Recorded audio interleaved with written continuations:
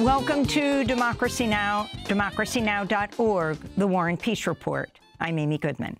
Israeli Prime Minister Benjamin Netanyahu addressed a joint session of the U.S. Congress Wednesday, thanking the Biden administration for supporting Israel's assault on Gaza, which has killed over 39,000 Palestinians, and pledging to carry on until Israel achieves total victory.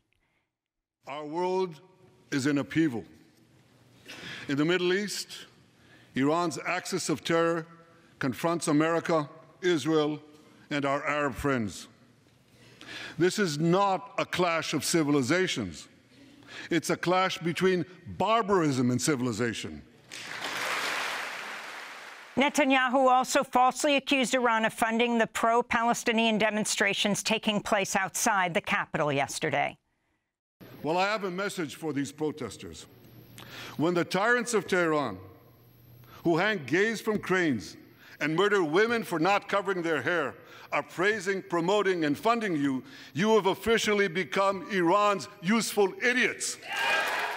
While many of her colleagues skipped the speech, Michigan Democrat Rashida Tlaib, the only Palestinian-American in Congress, held up a sign that read "guilty of genocide" on one side and "war criminal" on the other as she watched the proceedings.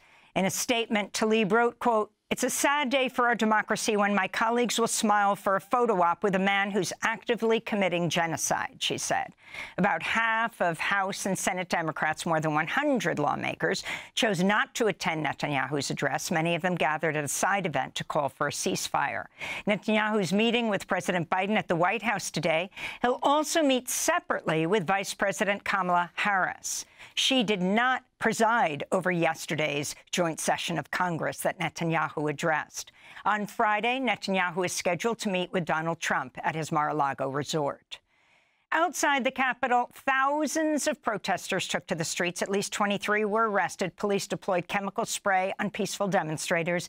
At one point, protesters hoisted the Palestinian flag in front of Union Station and issued notice of a citizen's arrest against Netanyahu. This is a Palestinian-American protester.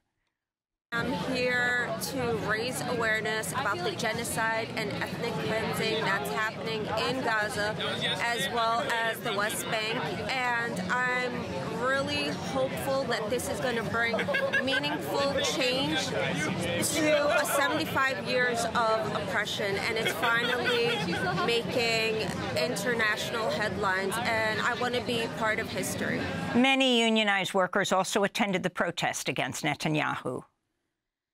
We have a moral obligation to speak out about when our products are being used for purposes that we never agreed to. The UAW is for a strong national defense for ourselves and our allies, but when weapon systems are being used for genocide, we have to speak out. Daniel Vicente is with United Auto Workers. This week, 7 of the country's most powerful unions, including the UAW and SEIU, issued a joint call to the Biden administration to immediately halt all military funding to Israel. A group of 45 U.S. doctors, surgeons, and nurses who volunteered in Gaza since October 7th have written an open letter to President Biden and Vice President Kamala Harris demanding an immediate ceasefire and an international arms embargo against Israel. The group of health workers include evidence of a much higher death toll than is usually cited. More than 92,000 people, which represents over 4% of Gaza's population, they said. They write, quote, "With only marginal exceptions, everyone in Gaza is sick, injured, or both. Israel's continued repeated displacement of the malnourished and sick population of Gaza, half of whom are children, to areas with no running water or even toilets available is absolutely shocking," they said. CNN has found Israel is blocking physicians with Palestinian heritage from entering Gaza as part of international humanitarian missions. This all comes as Israel intensifies its attacks against civilians in Khan Yunis and across the Gaza Strip. In Deir al-Balah, doctors at Al-Aqsa Hospital were able to save newborn baby Yasin after his mother and other family members were killed in an Israeli airstrike on Nuseirat. This is the baby's grandfather, who has lost multiple children to Israel's assault, including Yasin's mother, Ola. She was holding on to the hope of being able to hold her baby. She never expected she would become a martyr. She wanted to hold her child and fill our home with his presence. She would say, "Mom, hopefully this will make up for the loss of my martyred brothers and bring life back to our home." President Biden addressed his decision to drop out of the presidential race Wednesday evening in a televised address from the Oval Office. Nothing can come in the way of saving our democracy. That includes personal ambition. So I've decided the best way forward is to pass the torch to a new generation. President Biden threw his support behind Kamala Harris, calling her experienced, tough, and capable. This comes as the DNC set August 1st as the date for a virtual roll call to officially nominate the Democratic presidential nominee. On Wednesday, as Prime Minister Netanyahu addressed Congress, Vice President Harris delivered a keynote address at a gathering of the Zeta Phi Beta sorority in Indianapolis. Donald Trump, former president, handpicked 3 members of the United States Supreme Court because he intended for them to overturn Roe v. Wade, the United States Supreme Court, previously the court of Thurgood and RBG.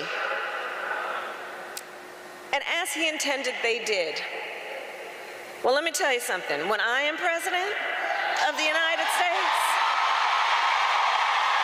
and when Congress passes a law to restore those freedoms, I will sign it into law.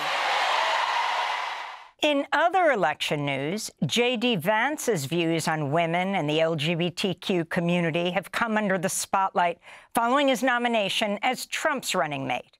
In this 2021 interview with former Fox News host Tucker Carlson, Vance attacks Kamala Harris, Alexandria Ocasio-Cortez, and Pete Buttigieg, claiming people without children should not be involved in policy decisions. We're effectively run in this country via the Democrats, via our corporate oligarchs, by a bunch of childless cat ladies who are miserable at their own lives and the choices that they've made, and so they want to make the rest of the country miserable too. And it's just a basic fact. You look at Kamala Harris, Pete Buttigieg, AOC, the entire future of the Democrats is controlled by people without children. Also in 2021, Vance advocated for a voting system that would allow people with children to cast more votes on behalf of their children. In other news about J.D. Vance, the Republican vice presidential nominee has written the foreword to a forthcoming book by Kevin Roberts, president of the Heritage Foundation and head of Project 2025. Trump's campaign has disavowed any connection to Project 2025, a radical Republican blueprint to overhaul U.S. policy on everything from immigration to reproductive rights to the climate. In Taiwan, at least 3 people are dead and 9 crew members are missing after their cargo ship sank amidst heavy winds and rain whipped up by Typhoon Gami. Earlier, the storm left a path of destruction in the Philippines, where much of the capital, Manila, remains underwater. At least 22 people were killed in the Philippines. An oil tanker capsized off the coast. More than 600,000 people have been displaced.